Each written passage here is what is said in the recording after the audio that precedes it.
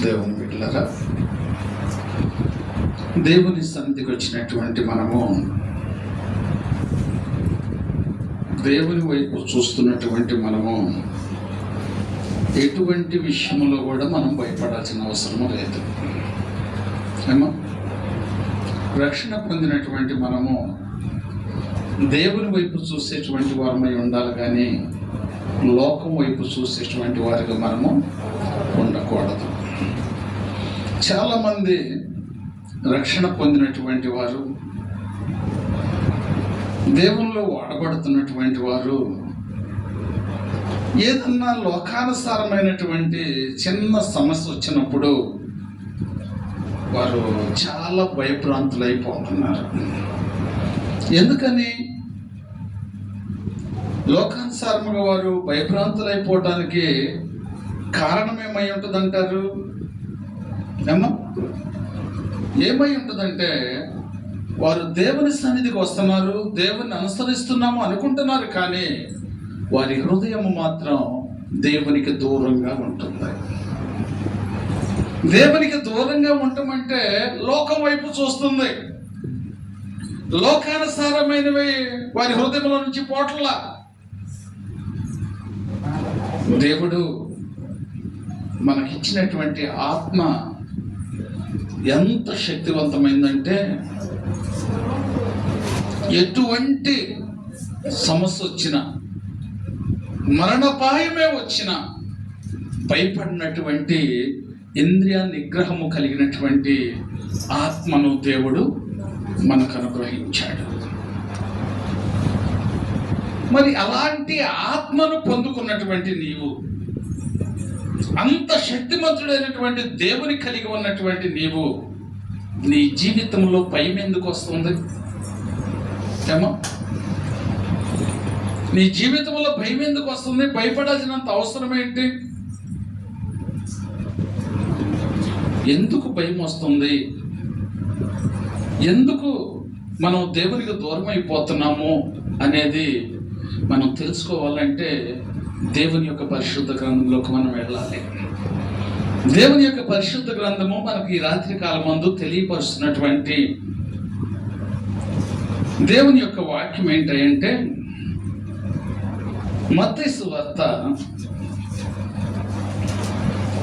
8వ అధ్యాయము 26వ వచనాన్ని మనం ధ్యానం చేసుకుంటే, అందుకాయన అల్ప విశ్వాసులారా ఎందుకు భయపడుచున్నారని వారితో చెప్పి లేచి గాలిని సముద్రమును గద్దింపగా అది మిక్కిలి నిమ్మలమాయను. హల్లెలూయా, హల్లెలూయా. ప్రభునందు దేవుని బిడ్డలారా, దేవుని యొక్క శిష్యులు, దేవుని యొక్క శిష్యులు అంటే దేవుని యొక్క పరిచర్య చేస్తున్నటువంటి వారు, దేవుని గురించి సాక్ష్యం చెప్పుతున్నటువంటి వారు ఒకరోజు ఏం చేశారంటే, వారు సముద్రం మీద ప్రయాణం చేస్తున్నారు. సముద్రం మీద ప్రయాణం చేయుచున్నప్పుడు వారితో దేవుడు కూడా ఉన్నాడు. యేసయ్య కూడా వారితో ఉన్నాడు. కానీ వారితోనే ఉన్నాడు, కానీ ఆ మధ్యలో ఒక తుఫాన్ రేగింది. హల్లెలూయా. ఆ యొక్క సముద్రము నడి మధ్యలోకి వెళ్ళేటప్పటికి అక్కడ ఒక తుఫాన్ రేగింది. తుఫాన్ రేగేటప్పటికి ఆ యొక్క వాళ్ళు ప్రయాణం అవుతున్నటువంటి ఆ పడవ అటు ఇటు కొట్టి బిట్టులాడుతుంది. హల్లెలూయా. అది ఇంచుమించు ఒక 2 కోసల దూరం వెళ్ళారంటే ఒక 2 కిలోమీటర్ల దూరము సముద్రంలో ప్రయాణం చేశారు. ఇక ఎక్కువైపోతుంది, ఉన్న కొద్దికి ఎక్కువైపోతున్నప్పటికి వీరిలోకి ఏమొచ్చింది? భయం వచ్చేసింది. ఏం చేయాలో అర్థం కావట్లేదు. ఎంతో భయపడిపోతూ యేసు ప్రభు దగ్గరికి వెళ్ళి వారు అంటున్నటువంటి మాట ఏంటంటే, ప్రభువా, మేము నశించిపోతుంటే నీకు చింత లేదా? హల్లెలూయా, హల్లెలూయా. అంటే వీళ్ళలోకి ఏమొచ్చింది? భయం వచ్చేసింది. వీళ్ళలో ఉండాల్సింది ఏంటి? ధైర్యం ఉండాలి. ఏ ధైర్యం ఉండాలి? లోకానుసారమైనటువంటి వారైతే భయపడ్డారంటే దానికి ఒక అర్థం ఉంది. కానీ నువ్వు భయపడతామంటే అది ఆలోచించాల్సినటువంటి విషయం. ఎందుకు నువ్వు భయపడతావేంటే? నీకు రక్షించగలిగిన దేవుడు ఉన్నాడు కదా, నువ్వు నమ్మావు కదా, నా దేవుడు నా పట్ల కార్యములు జరిగిస్తాడు, నాకు దేవుడు తోడై ఉన్నాడు, ఎటువంటి అపాయములో నుంచి అయినా దేవుడు నన్ను తప్పిస్తాడు అనేటువంటి ఒక నిరీక్షణ కలిగి ఉన్నప్పుడు నీకు భయం ఎందుకు వస్తుంది? భయం ఎందుకు వస్తుందంటే వారి హృదయములో దేవునికి చోటు కంటే కూడా ఎక్కువగా లోకానుసారమైనటువంటి ఆలోచనలే ఉన్నాయి, ఆశలే ఉన్నాయి. ఈ రాత్రి కాలం ముందు దేవుడు మనల్ని హెచ్చరిస్తున్నాడు, మనల్ని పులికొలుపుతున్నాడు. దేవుడు చెబుతున్నటువంటి మాట ఏంటంటే, వారు ప్రయాణం ఎక్కడ చేస్తున్నారు? సముద్రం మీద ప్రయాణం చేస్తున్నాడు. సముద్రము దేనికి సాదృశ్యంగా ఉంది? లోకానికి సాదృశ్యంగా ఉంది. అంటే వీళ్ళు ప్రయాణం ఏం చేస్తున్నారు? లోకంలో ప్రయాణం చేస్తున్నారు. గాలి, వాన, తుఫాను దేనికి సాదృశ్యంగా ఉందంటే ఈ లోకానుసారమైనటువంటి గొడవలు, సమస్యలు, అనేకమైనటువంటి ఇబ్బందులకు గుర్తుగా ఉన్నాయి. అందుకనే దేవుని యొక్క వాక్యం మనకేం సెలవిస్తుందంటే, నీ కుటుంబం మీద అనేకమైనటువంటి ఆ గాలివాన వచ్చినట్లుగా అనేక కుటుంబాలతో నువ్వు గొడవ పడవచ్చు. ఏ కుటుంబం వచ్చి నీ మీద గొడవాడినప్పటికైనా నువ్వు భయపడాల్సిన పని లేదు.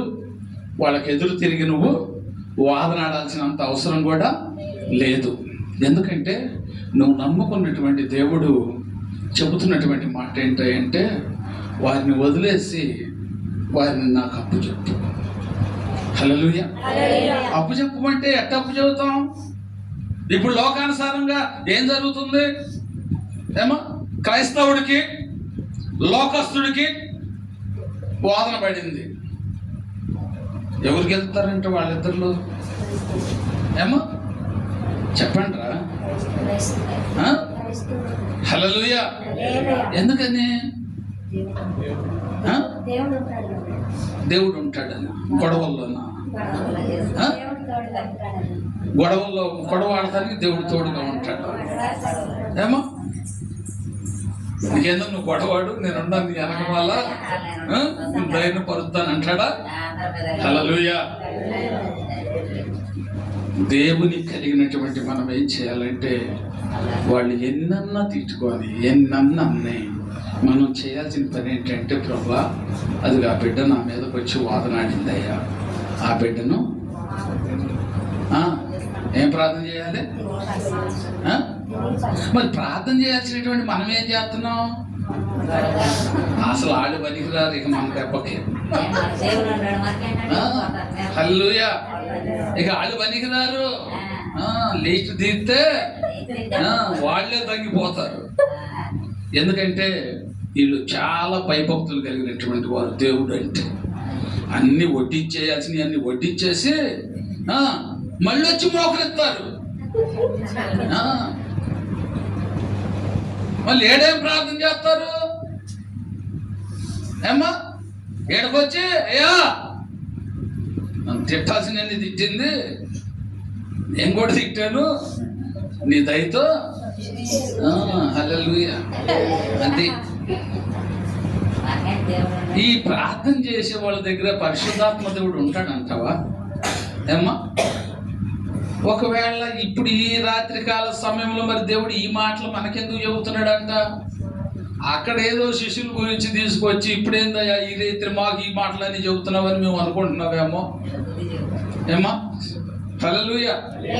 ఇవన్నీ కూడా నాకేందో చెబుతున్నావు అనుకుంటున్నావేమో. ఒకవేళ నీ ప్రవర్తన అలాగ ఉందేమో, నీ ఆలోచన అలాగ ఉందేమో. అది ఉంది, లోకము ఉంది, దేవుడు ఉన్నాడు. ఇది ప్రయోజనం లేనటువంటి ప్రార్థన. ఎంత ప్రార్థన అన్నా చేయి, దేవుడు అసలు ఆలకించాడు. ఎస్టోడు వచ్చాడు అనుకో, 4 దెబ్బలు కొట్టినప్పటికైనా కానీ సరే తమాయించుకొని వచ్చి దేవుని యొక్క పాదాల దగ్గర నువ్వు కన్నీరు కారిస్తే ఆ ప్రభు ఆ ప్రార్థన ఆలకిస్తాడు, ఆ ప్రార్థనకు ప్రతిఫలం ఇస్తాడు, అతని మనసును మారుస్తాడు, అతను తీసుకుని వచ్చి నీకు క్షమాపణ చెప్పిస్తాడు. హల్లెలూయా.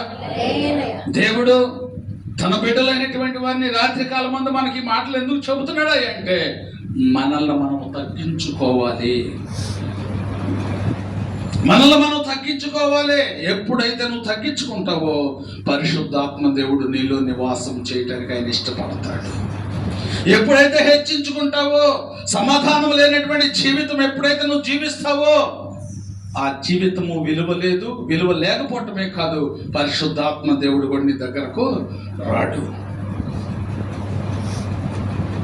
ఎందుకంటే నువ్వు భయపడాల్సిన పని లేదు, నువ్వు సిద్ధపడాల్సిన పని లేదు.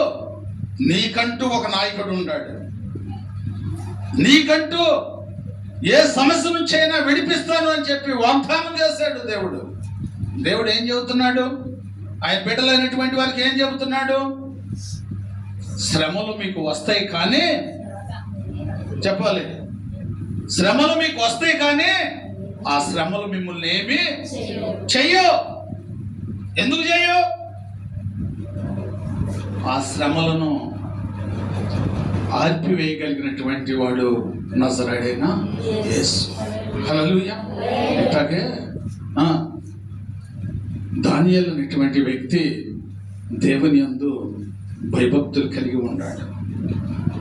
దేవుని యందు భయభక్తులు కలిగి ఉన్నప్పుడు దానియేలు ఒక నిశ్చయత కలిగి ఉన్నాడు. ఏంటి ఆ నిశ్చయత అంటే ప్రతి దినము రోజుకొచ్చేసి ముమ్మార్లు ప్రార్థన చేస్తాడు. ఆ ముమ్మార్లు ప్రార్థన ఏం చేస్తాడు అంటే యెరూషలేము వైపు కిటికీ ద్వారం తెరసి రోజుకొచ్చేసి ముమ్మార్లు ప్రార్థన చేస్తాడు. అపవాదిగాడు ఇదిగో వాడిని, దానియేలు గారిని ఇదిగో ఆ ప్రార్థన జీవితం లేకుండా చేయాలని చెప్పి, అదిగాక ఈయన ఎక్కడికి పోయినా కానీ నీతిగా ఉంటున్నాడు, యథార్థతగా ఉంటున్నాడు. ఆయన ఏమిటి ఉండేటువంటి వారు సంపాదించుకుంటానికి కుదరతలేదు. ఈయనేమో నాయకుడిగా ఉన్నాడు కాబట్టి అన్యాయం అంటే ఈయన పనికి రావట్లేదు. యథార్థత కలిగి ఉండేపాటికి ఆయన ఎట్టన్నా కానీ సరే తీసేయాలి. అపవాదిగాడు వేసాడు ప్లాన్. అవసరమైతే చంపేయటానికి కూడా ఇష్టపడ్డారు. ఎవరు? లోకానుసారమైనటువంటి మానవులు. లోకానుసారమైనటువంటి మానవులు ఆయన చంపడానికి కూడా సిద్ధపడ్డారు.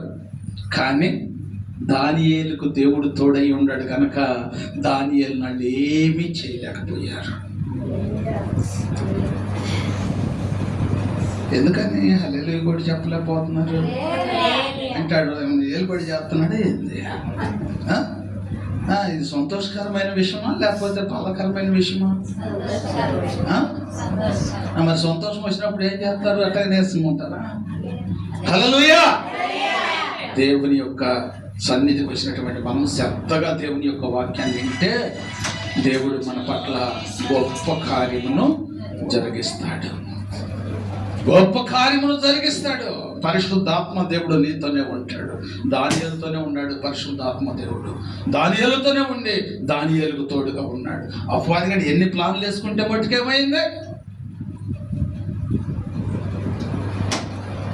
ఎందుకు దేవుని యొక్క వాక్యం మనకు తెలియపరుస్తున్నాడంటే సమస్తమును కూడా జయించినటువంటి దేవుడు. ఈ భూమి మీద ఇంకా అసాధ్యమైనది ఏది లేదు. ఇది నమ్మాలి నువ్వు. ఇది వాస్తవం, నువ్వు నమ్మాలి. నమ్మాడు దానియేలు, ఉంచాడు విశ్వాసం. ఆ విశ్వాసమే ఆయన బలపరిచింది. హల్లెలూయా. ఆ విశ్వాసమే ఆయన బలపరిచింది. ఈరోజు ఆ విశ్వాసమే నీవు కూడా కలిగి ఉండాలని దేవుడు నీతో మాట్లాడుతున్నాడు.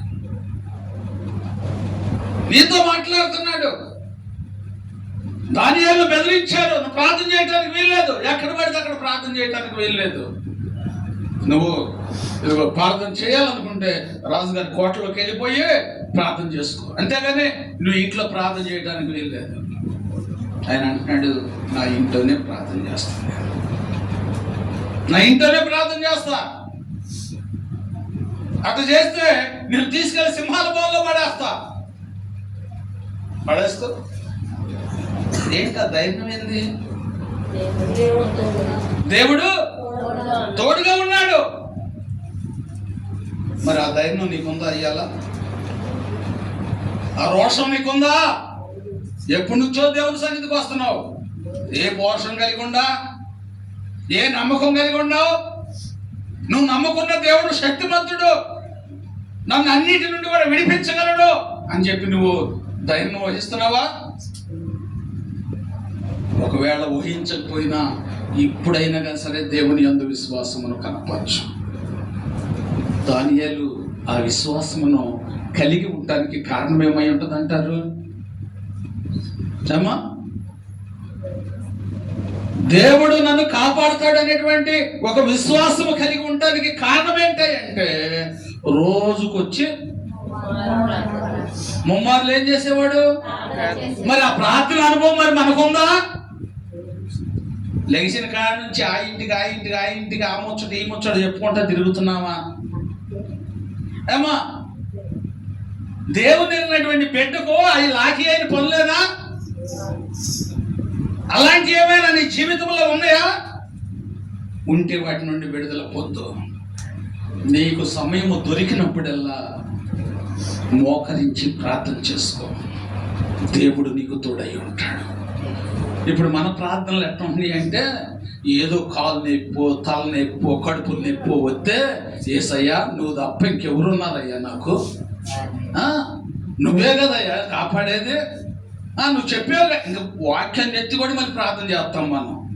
ఎప్పుడు? బాధ వచ్చినప్పుడు. హల్లెలూయా.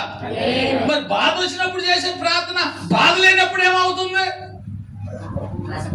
బాధ లేనప్పుడు చేస్తేనే బాధ ఉన్నప్పుడు ప్రార్థన ఆలకిస్తాడు. అందుకని మనం ఏం చేయాలి?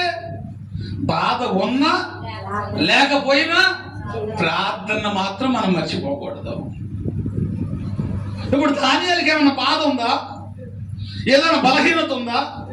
ఏ బాధ లేదు, ఏ బలహీనత లేదు. కానీ దేవుని యందు మాత్రం భయము భక్తి రెండు కలిగి ఉన్నాడు. ఆయన ప్రార్థన చేస్తానే ఉన్నాడు.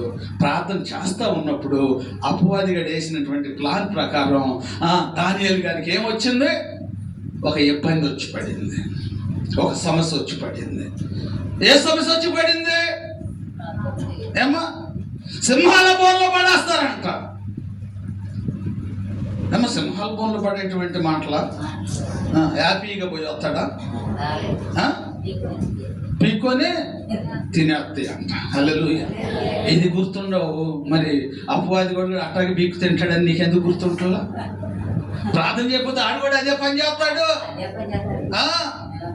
ప్రార్థన ఉంటే దానియేలు సింహాల బోన్లో నుంచి విడిపించాడు. ప్రార్థన ఉంటే అపవాది గారి చేతుల నుంచి నిన్ను నన్ను కూడా విడిపిస్తాడు యేసయ్య. ప్రార్థన కలిగి ఉండాలి మనం. ఆ ప్రార్థన జీవితం ఏం చేసిందంటే నీ జీవితాన్ని మార్చేసింది, నీ కుటుంబాన్ని మార్చేసింది, నీ సమస్యల నుంచి విడుదల చేసింది. అన్నిటికీ మూలాధారము ప్రార్థన. ఆ ప్రార్థన జీవితం నువ్వు నేను కలిగి ఉండాలని దేవుడి రాత్రికాలమందు సెలవిస్తున్నాడు. ఆ ప్రార్థన అనుభవము దానియేలు కలిగి ఉన్నాడు. కాబట్టి దానియేలు సింహాల బోన్లోకి వెళ్ళాల్సి వచ్చినప్పుడు దేవుడు అంట ముందుగానే తన దూతను పంపించాడంట. ఎందుకని? దానియేలు పోవాల్సి అయితే ముందుగా దూతను పంపించడం ఏంటి?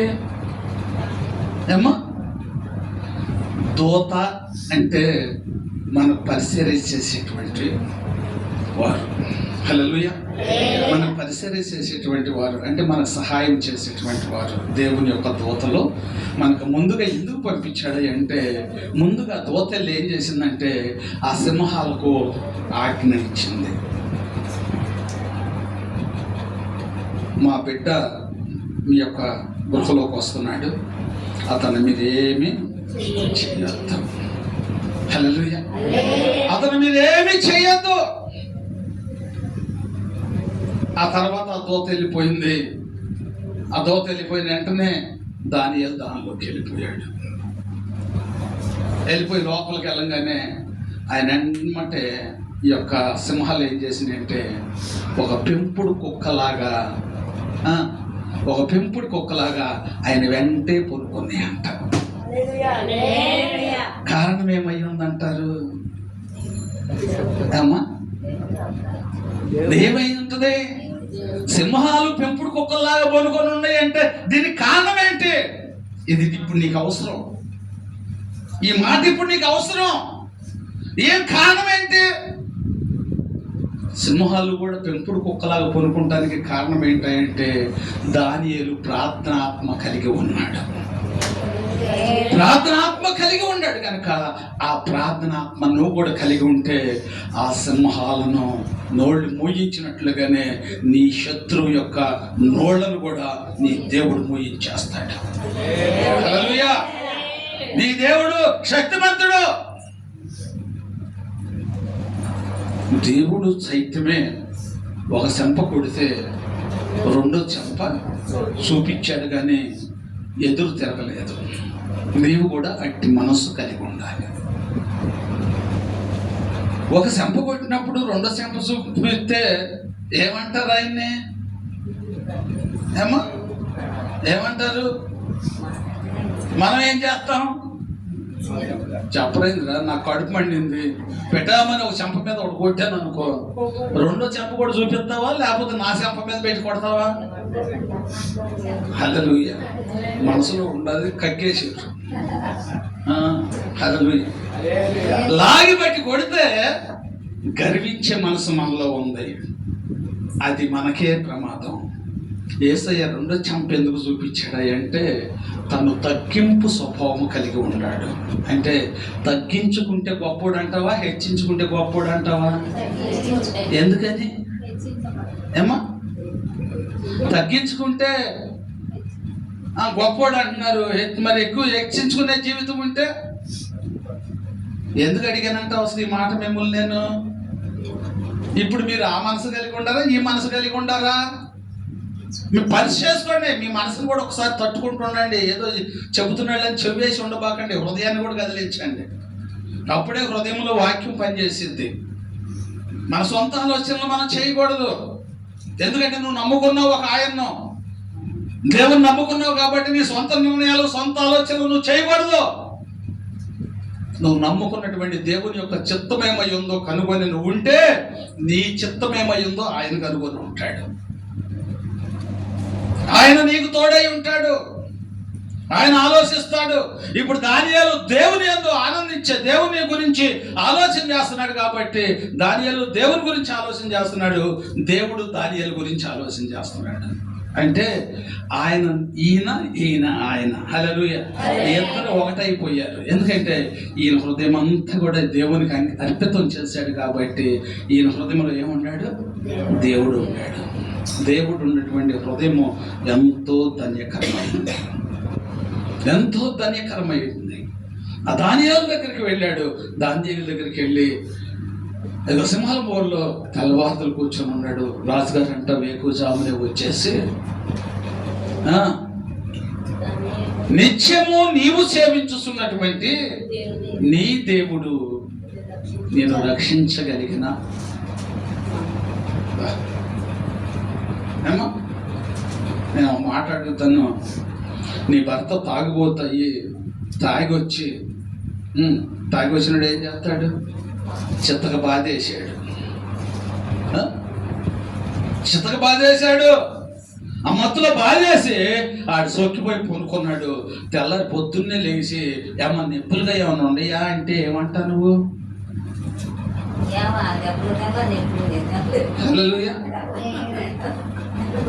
ఎట్టుంటావు?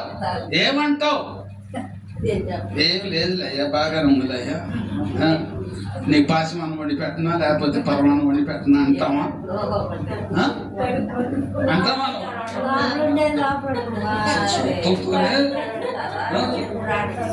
అరికాల నుంచి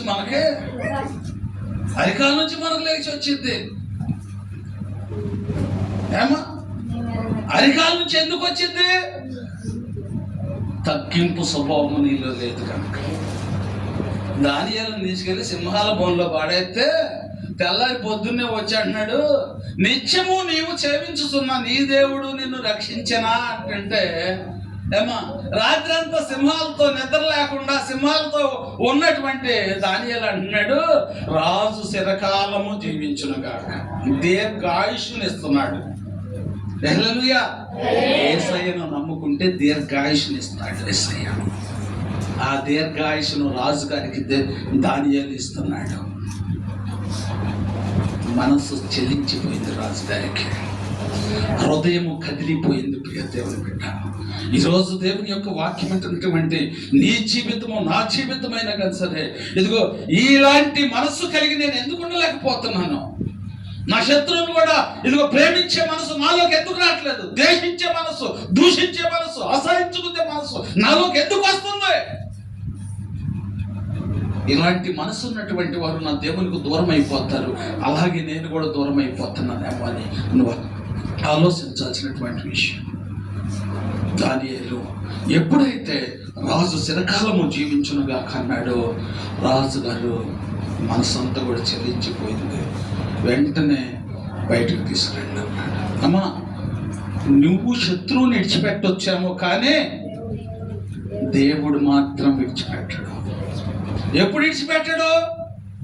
నువ్వు వారు తిట్టినా కొట్టినా నువ్వు వారిని వదిలేసేస్తే ఇక వారి వ్యవహారము హల్లెలూయా హల్లెలూయా వాడు చూసుకుంటారు. రాజుగారికి చెప్పారు, ఇదిగో ప్రార్థన చేస్తున్నాడు, ఇదిగో చెప్పిన మాట వింటలేదు, నీ మాటను తిరస్కరించారు, ఇదిగో కార్యాలు తీసుకెళ్ళి సింహాల బోన్లో పడే. నువ్వు ఒప్పుకోమేమో ఆయన ముందు సింహాల బోన్లో పడేయాలన్నారు. వాళ్ళు అనుకున్నారు పోయేది ఎదచోడి పేడవేగా అనుకున్నారు. హల్లెలూయా హల్లెలూయా. దేవుడు చెబుతున్నాడు, ఎవడకి కూడా నువ్వు ఏలు చూపి బాక అంటున్నాడు. ఏమంటున్నాడు? ఎవరు కూడా ఏలు చూపి బాక. ఎందుకని? ఏమ్మా ఎందుకని చూపించకూడదు? చూపించండి, నా అంకేం చూపించండి మీరు. మరి ఎవరు దంటావు తప్పు అంటే కనుక్కుంటున్నావు. మరి ఉన్న ఆయాసంలో ఆ కోపంలో ఏం చేస్తున్నాము? నీ అబ్బాలు తేలుతారు అంటే ఈ 3 ఏళ్ళు అంటే నువ్వు నాయంకు ఒకే చూపిస్తున్నావు, 3 ఏళ్ళు నీకు చూపిస్తున్నాయి అంటే నీ వ్యవహారమే తేలింది, నా వ్యవహారం కాదు. నేను వదిలేస్తున్నా పో. ఒకేగా చూపించావు, ఇప్పుడు 3 ఏళ్ళు నీకు చూపిస్తున్నాయి కాబట్టి నీ వ్యవహారమే తేలింది, నా వ్యవహారంగా తేలేదు, నీ వ్యవహారమే తేలింది. పో, నేను వదిలేసేస్తున్నా పో, నిన్న వదిలేసేస్తున్నా పో అనేటప్పటికి ఇప్పుడు అక్కడ ఏమైంది? అపవాదిగాడు ఏం చేశాడు? దానియేలు మీద నిందేశాడు, ఏళ్ళు చూపించాడు. అరే నేను సింహాల బోన్లో పడేస్తాను చూడరా అన్నాడు. ఆడు గమనించిన విషయం ఏంటంటే, అపవాదిగాడు గమనించినటువంటి విషయం ఏంటంటే, అపవాదికి తొత్తులైనటువంటి వాళ్ళు ఆలోచించినటువంటి విషయం ఏంటంటే, నేను ఏళ్ళు చూపించి మాట్లాడాను చూసావా, ఎంత పవర్ఫుల్గా మాట్లాడానో. అదేమో దేవుడి గొప్ప చెప్పాడు అన్న సంగతి తెలియక వీళ్ళు మెల్లకుండా వెళ్ళిపోయారు. పోయేది ఎదటోడి పేడమేగా అనుకున్నారు. కానీ ఆయన పేడానికి దేవుడు కాపుదల ఉంది. మరి నీ పేడానికి ఎవడు కాపుదల ఉన్నాడు? ఏమా నింద అయితే వేశారు, నింద వేసినా కానీ సరే రాజుగారి మనసును మార్చేసాడు యేసయ్య. హల్లెలూయా. రాజుగారి మనసును మార్చేసాడు. మార్చేసినటువంటి రాజుగారు అంటున్నాడు, దానియేలు తన నిజాయితీని నిరూపించుకుంటున్నాడు. ఈయన తప్పుడోడు అన్నటువంటి వారిని కూడా ఏం చేయాలంట? వదిలేయండి అన్నాడా? మరేమన్నాడు? తీసుకురండి, తీసుకొచ్చి వాళ్ళని కూడా సింహాల గోల్లో పడేయండి. ఇప్పుడు మనం ఆలోచించాల్సిన విషయం ఏంటంటే, వాళ్ళని తీసుకొచ్చి పడేస్తే ముందు ఒకటి పడేసి ఇంకొకటి తీసుకొస్తానికి పోయేటప్పుడు కంట వణికలతో సహా పగల కొరికేసింది అంట సింహాలు. వణికలతో సహా పగల కొరికేసింది అంట. ఏమో చేసింది ఒక్కడు చెడ్డోడు మన కొంపలో ఉంటే ఏమో హల్లెలూయా మొత్తానికి చుట్టుకుంటుంది. అట్లాగే దానియేలు మీద నింద మోపితే కుటుంబం కూడా పతనం అయిపోయింది అంట. అందుకని ఏమి లేకుండా ఉండాలంటే మనము దేవుని నమ్ముకోవాలి. ఇవన్నీ కూడా మనల్ని ఎంతగానో ఈ లోకానుసారమైనటువంటి ఆశలు, ఆలోచనలు అపవాదిగాడు మనకేం చేస్తాడంటే ఒక ఎర్రగా వేస్తాడు. ఏమా ఒక చేపను పట్టాలంటే ఏం చేస్తాడు? ఆ నీళ్ళలో తిరిగేదాన్ని మనం పట్టుకోవాలంటే ఆ రామ్మా నువ్వు రా బయటకు రా అంటే వచ్చింది, అది రాదు. మరి ఎట్టొచ్చింది? దాన్ని మోసం చేయాలంటే ఏం చేస్తున్నాడు? ఆ గాలానికి ముళ్ళు ఎర్రను గుచ్చి దాన్ని వేస్తున్నాడు. అది తినే ఆహారమే కదా అన్నట్టుగా తినేస్తుంది. వీడేం చేస్తున్నాడు? గబక్కనే అది వచ్చి లాక్కెళ్తా ఉండగానే గబక్కను కొట్టేసి బయటికి తీసేస్తున్నాడు. హల్లెలూయా. గబక్కను బయటికి తీసేస్తున్నాడు. అపవాది కూడా క్రైస్తవుల్ని ఏం చేస్తున్నాడు అంటే ఎరేస్తున్నాడు. ఏంటా ఎర అంటే ఈ లోకానుసారమైనటువంటి ఆశలు. ఈ లోకానుసారమైనటువంటి ఆశను మనకేం చేస్తున్నాడంటే ఎరగా వేస్తున్నాడు. ఆ ఎర ఏంటి? డబ్బు అవ్వచ్చు, బంగారం అవ్వచ్చు, మేడలు అవ్వచ్చు, మెద్దులు అవ్వచ్చు. పక్కెమటోడు చూడు ఎంత దిగేసుకున్నారు. నువ్వు ఉన్నావు ఎందుకు? ఎవరిని ప్రశాంతంగా బతుకుతున్నారు. పక్కోళ్ళు సంపాదించుకునేప్పటికీ వీళ్ళకి ఎరిగలిగితే ఏమైతే ఈ బాధ పడలేక ఆడేం చేస్తాడు? ఏమా పెద్ద ఇంటికి రాగానే నాకు ఈ గోళంత ఎందుకని చెప్పి ఇప్పుడంతా ఇన్స్టాల్మెంట్ ఉంది కదా, ఇన్స్టాల్మెంట్ మీద పోయి తీసుకొచ్చి ఇంట్లో పెట్టుకుంటారు. హల్లెలూయా. ఇదిగో చూసావా, ఇదిగో ఇంత బయట తెచ్చాడు. అమ్మో బాగా తెచ్చుకున్నాడు. అలా ఆయన తాడు చేపించాడంట. హల్లెలూయా. 1 నెల 2 నెలలు గడిచింది. ఏమా ఆడి కట్టల డబ్బులు ఉంటే వీడి దగ్గర కట్టేది. ఆ తలనొప్పి పడలేక వీడు పోయి తెచ్చాడు. ఆడొచ్చాడు ఇంటి ముందుకి. వాడు వచ్చేమన్నాడు? హల్లెలూయా. వాడు వచ్చేమంటున్నాడంటే కట్టలేదని ఏదో తీసుకున్నా. ఆ పక్క ఏమంటాడు ఏమనుకుంటారు? ఇక ఏమా ఎందుకు చెబుతున్నానంటే ఇలాంటి లోకాశలు మనలో ఏమైనా ఉండయామో మనకొద్దు. నువ్వు దేవుని కలిగి ఉంటే దేవుడు నిన్ను అలంకరిస్తాడు. దేవుడు ఇచ్చేటువంటి అలంకరణ శాశ్వత కాలము ఉంటుంది. చూడండి, అదే మత్తయి సువార్త 6వ అధ్యాయము 30వ వచనంలో మనం చూసుకుంటే నేడుండి రేపు పొయ్యిలో వేయబడు అడవి గడ్డిని దేవుడు ఇలాగూ అలంకరించిన ఎడల అల్ప విశ్వాసులారా మీకు మరీ నిశ్చయముగా కాబట్టి ఏమి తిందుమో ఏమి త్రాగుదమో ఏమి ధరించుకొందుమో అని చింతించబాకండి. హల్లెలూయా, హల్లెలూయా. ఏం చేయమంటున్నాడు దేవుడు? మనకు ఒక ఉదాహరణ చెబుతున్నాడు. దేవుని యొక్క పరిశుద్ధ గ్రంథంలో మనకు ఒక ఉదాహరణ చెబుతున్నాడు. ఏంటి ఉదాహరణ? ఏంటంటే అమ్మా,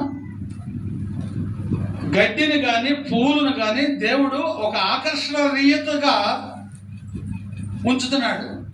ఒకటప్పుడు మనం అవన్నీ కూడా చూసినప్పుడు మనం ఏమనుకుంటాం?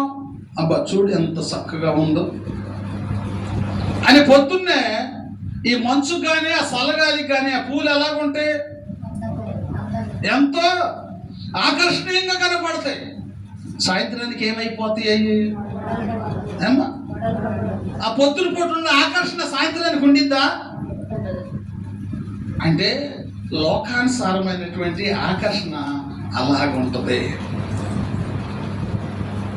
లోకానుసారమైనటువంటి దాన్నే నేను అంత అందముగా ఏర్పరిస్తే నా బిడ్డగా చేసుకున్నాను నిన్ను, నా సొత్తుగా చేసుకున్నాను నిన్ను, నా రక్తము చేత నిన్ను కడుక్కున్నానే. అలాంటి నీకు నేను తక్కువ చేస్తానా? నేను తక్కువ చేస్తానా? ఎందుకని నా గురించి తక్కువగా నువ్వు ఆలోచన చేస్తున్నావు? నన్ను నమ్ముకునేటువంటి నీవు ఎందుకు లోకానుసారమైన దాని గురించి నువ్వు ఆలోచన చేస్తున్నావు? అది ఉదయం ఎంతో ఆకర్షణీయంగా కనపడింది, సాయంత్రానికి రాలిపోతుంది. నీ జీవితం అలాంటిది కాదు. ఉదయమైనా సాయంత్రమైనా ఎన్ని సంవత్సరాలు గడిచినప్పటికైనా కానీ నువ్వు ఆకర్షణీయంగా ఉండేటట్లుగా నీ కొరకు నేను సిద్ధపరిచాను. ఆ సిద్ధపరిచిని మనం పొందుకోవాలంటే అక్కడ దేవుని యొక్క వాక్యం మనకేం చలవిస్తుందంటే మనం ఆలోచించాల్సిన విషయం అక్కడ మనం ఏంటంటే ఏమి తిందునా, ఏమి త్రాగుదునా అని, ఏమి ధరించుకుందునా అని చింతించకుడి. హల్లెలూయా, హల్లెలూయా. ఎవరు ఆలోచిస్తారంటే వీటన్నిటి గురించి? అన్ని జనులు అంటే ఎవరు ఏమ్మా? అన్ని జనులు అంటే దేవుని ఎరగనటువంటి వారు, దేవుని కార్యములను చూడనటువంటి వారు. ఏమి తిందాం, ఏం సంపాదించుకుందాం అని చెప్పేసి ఆలోచన చేస్తారు. నువ్వు దేవుని నమ్ముకున్నావు కనుక ఈ లోకానుసారమైన దాన్ని దేన్ని కూడా నువ్వు ఆశించబాక. ఎందుకంటే నీ పట్ల దేవుడు ఒక ప్రణాళిక కలిగి ఉంటాడు. ఏంటి ఆ ప్రణాళిక అంటే, ఆయన నమ్ముకున్నటువంటి వారికంట ఎప్పుడు ఏమి అవసరమో నాకు తెలుసు, నేను ఇస్తా. అందుకని ఆయన అంటున్నాడు, లోకం వైపు చూడబాక నా వైపు చూడ.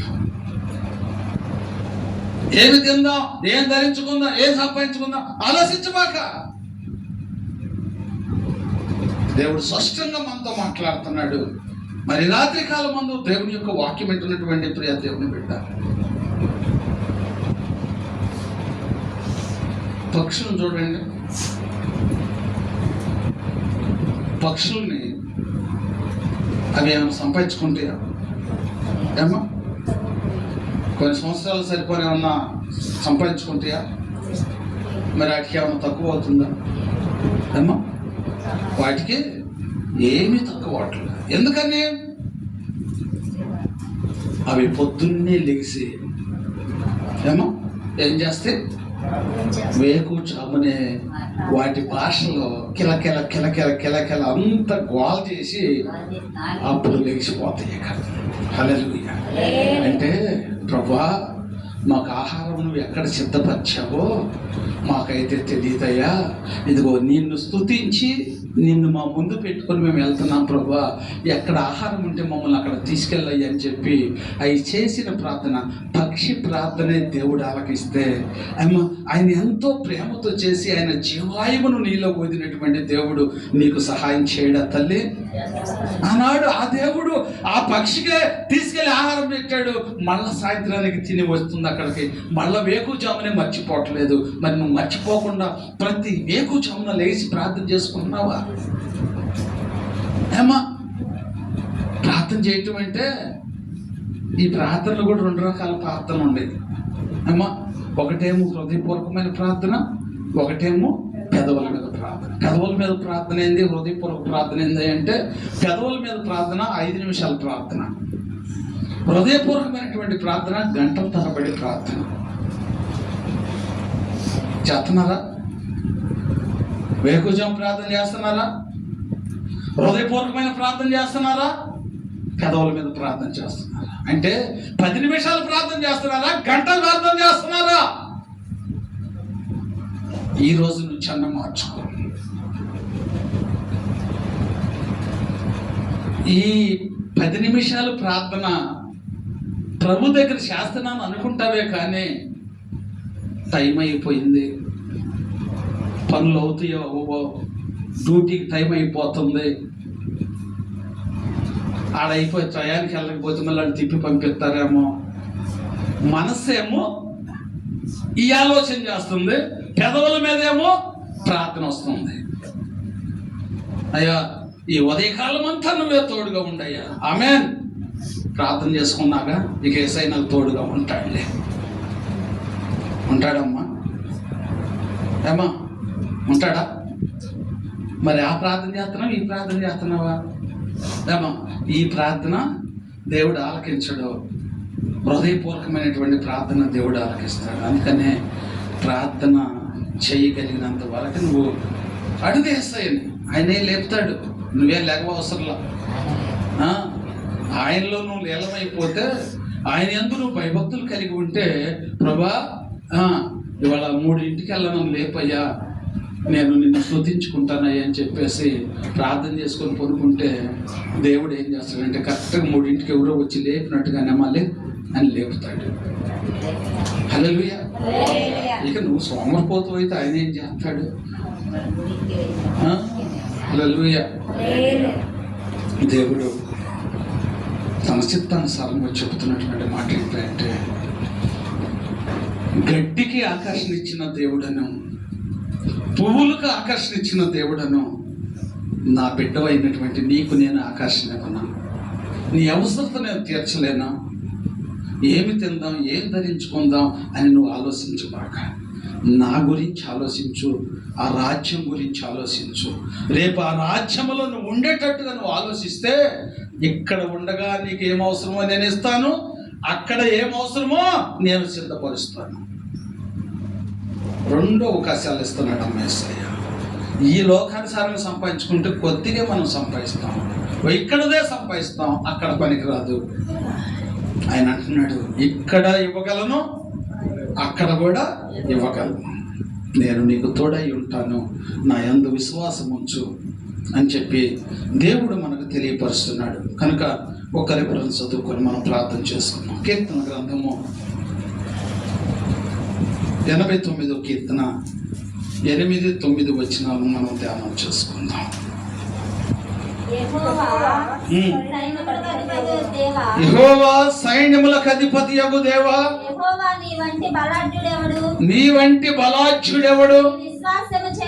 నీ విశ్వాసము చేత ఆవరించబడి ఉన్నావు.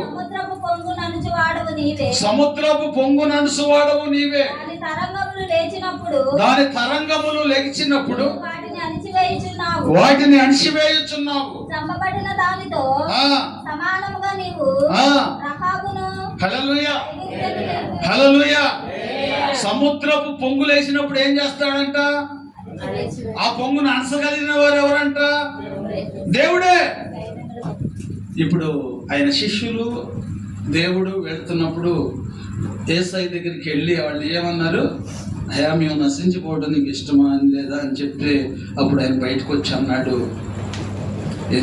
అల్ప విశ్వాసులారా ఎందుకు భయపడుతున్నారు అని చెప్పి ఆ గాలిని గద్దించాడు. గాలి ఆగిపోయింది. ఆ సముద్రమును గద్దించాడు, సముద్రం ఆగిపోయింది. అంటే సముద్రము గాలి దేవునికి లోపడ్డాయి. అలాగే నీవు కూడా దేవునికి లోబడితే నీ పొంగును కూడా, నీ మీదకు వచ్చేటువంటి శత్రువును కూడా అణిచివేయగలుగుతాడు, ఆపివేయగలుగుతాడు. నీ కుటుంబముకు క్షేమమైనటువంటి ప్రయాణమును దేవుడు అనుగ్రహించగలడు. అక్కడ వారు ఎప్పుడైతే యేసు ప్రభు ఆ గాలిని సముద్రమును గద్దించాడు, ఆగిపోయి వారు చేరాల్సినటువంటి గమ్యస్థానానికి వారు చేరారు. అలాగే నీవు కూడా ఆ గాలి సముద్రము లోబడినట్టుగా నీవు కూడా దేవునికి లోబడితే నీవు కూడా సక్రమైనటువంటి ప్రయాణమును నువ్వు చేయగలుగుతావు. ఈ రాత్రి కాలం ముందు దేవుడు నిన్ను హెచ్చరిస్తున్నాడు. నీ మీదకు వచ్చేటువంటి ఆ శ్రమలను, ఆ శోధనలను, ఆ ఇబ్బందులను ఆపివేయగలిగిన వాడు, వాటి నుండి విడిపించగలిగినటువంటి వాడు, సమర్థుడు, సత్తా కలిగినటువంటి వాడు నువ్వు ఆరాధిస్తున్నటువంటి నీ దేవుడు. ఆ దేవుని యందు విశ్వాసం ఉంచు, ఆయనే నీకు తోడుగా ఉంటాడు, నీ పట్ల గొప్ప కార్యమును జరిగిస్తాడు. దేవుడి కొద్ది మాటలను ప్రభు మన వెనుకల్లో దీవించి ఆశీర్వదించి మహిమ పొందును గాక. ప్రార్థన చేసుకుందాం. మమ్మల్ని మిక్కిలిగా ప్రేమించిన మా ప్రియపట్ల గొప్ప తండ్రి, పరిశుద్ధుడా, పరమ తండ్రి, నీకు వందనాలు నాయన. ఈ వాక్యం విన్నటువంటి నీ బిడ్డల ప్రభా, ఇదిగో ఎలాంటి తుఫాను లాంటి శోధనలు, కష్టాలు అయా ఇదిగో నీ బిడ్డలకు ఏమైనా వస్తున్నాయేమో ప్రభా, వారు నీకు లోబడి ఉన్నప్పుడు వారి పక్షంలో నేను ఉంటానన్నా. ఇదిగో నీ శిష్యులు భయపడ్డారు, భయపడినప్పటికైనా వారితో నువ్వు ఉన్నావు కాబట్టి ఆ ప్రమాదం నుంచి తప్పించావు ప్రభా, నీకు వందనాలు నాయన. అలాగే నువ్వు మాతో కూడా ఉంటే అలాంటి అపాయముల నుంచి మమ్మల్ని కూడా తప్పిస్తావుగా ప్రభా, మమ్మల్ని కూడా రక్షిస్తావు కదయ్యా. అలాంటి నిన్ను నేను ఎందుకు కలిగి ఉండలేకపోతున్నాను? అలాంటి నీకు నేను ఎందుకు లోబడలేకపోతున్నాను? గాలి సముద్రము ఆ యొక్క మాటకు లోబడి నీకు లోబడ్డే కనుక ప్రభా వారు సురక్షితంగా ప్రయాణం చేయగలిగారు ప్రభా. అలాంటి ప్రయాణము నేను కూడా చేయాలి అంటే నేను కూడా నీకు లోబడాలి ప్రభా. అయ్యా ఇదిగో నీ లేఖనము ద్వారా మాతో మాట్లాడు. దానియేలుకు తోడుగా ఉన్నావు, సింహాల నోళ్ళను మోయించావు ప్రభా. అయ్యా రాజుగారి మనసును మార్చావు ప్రభా, నీకు వందనాలు. శత్రువును పతనం చేసావు ప్రభా, నీకు వందనాలు ఆయన. ఇంకా మేము చూసుకుంటే ఎన్నో అవకాశాలు మాకు ఉన్నాయి ప్రభా. నేను నమ్ముకున్నటువంటి వారికి నువ్వు ఎప్పుడూ తోడుగా ఉండే దేవుడు ప్రభా. పక్షులకు తోడుగా ఉన్న దేవుడు నాయన. అయ్యా మాకు కూడా తోడుగా ఉన్న దేవుడు ప్రభా. అయ్యా మేము నిన్ను గుర్తెరిగి జీవించే జీవితమును ఈ రాత్రి కాలం ముందైనా మాకు దయచేయు ప్రభా. నీ ఆశ్చర్య కార్యములను చూచున్నట్లుగా మా మనోనేత్రాలను తెరవమని ప్రార్థిస్తున్నాం ప్రభా, నీకు వందనాలు. మా దృష్టి, మా తలంపులు, మా ఆలోచనలు సమస్తము నీవై ఉండాలి ప్రభా, నీకు వందనాలయ్యా. నీ చిత్తానుసారముగా మేము జీవించే జీవితమును ఈ రాత్రి కాలం నుంచే ఈ భూమి మీద నివసించినంత వరకు కూడా ప్రభా నీకు లోబడి, నీకు భయపడి, విశ్వాసము గల వారమై జీవించినట్లుగా నీ కృప మాకు దయచేయమని ప్రార్థిస్తున్నాం. ఈ రాత్రి కాలం ముందు వెత్తబడినటువంటి వాక్యము ప్రభా అపవాదిగాడు దోసుకుపోకుండా ప్రభా నీ బిడ్డల హృదయంలో భద్రపరచాలి. నీ అందు భయభక్తులు కలిగి జీవించే జీవితమును నీ బిడ్డలకు దయచేసి నీ రెక్కల కింద భద్రపరిచి ప్రతి సమస్య, ప్రతి ఇబ్బంది, ప్రతి శోధన నీ ద్వారా మేము జయించే భాగ్యమును నీవే మాకు దయచేసి నీ రెక్కల కింద మమ్మల్ని భద్రపరిచి నీవే మహిమ పొందుకోమని క్రీస్తు నామమును అడుగుచున్నాము తండ్రి. ఆమేన్.